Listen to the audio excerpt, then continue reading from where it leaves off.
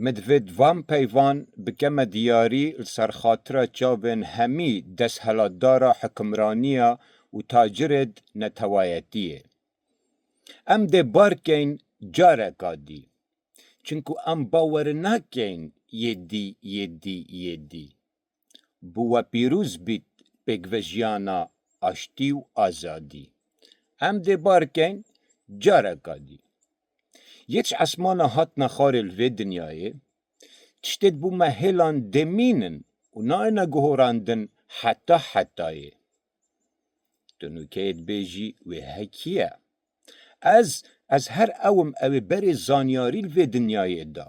از آشورم هات مدرش نابینا دوری بارا دا. بله نوکه ام ده بارکین جارکا دی چونکو ام باور نکین یدی.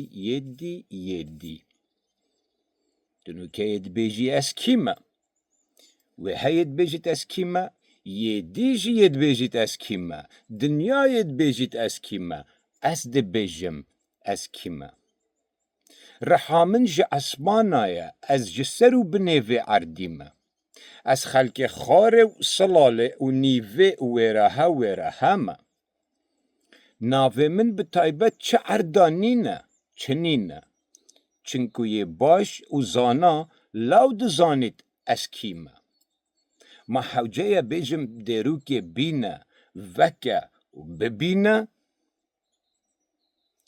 از العردی تول سر کرسی که برینه مشول پینینه بله وقتی تو چای وقت خوی جمرا قهوه که بینه یان ده دنیا خرابید یان ده دنیا خرابید دف من مرن و جیان و دهی و افرو و صبح و از و تو همی ایکن فرق نینه ولی هم ده بارکن جارکا دی چنکو ام باور نکین یدی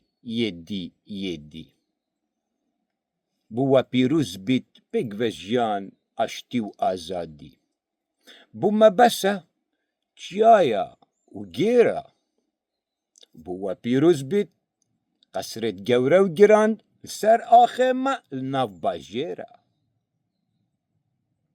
بخو تعافیت بیت رزو سلاو چاوتو ماچت کم جدل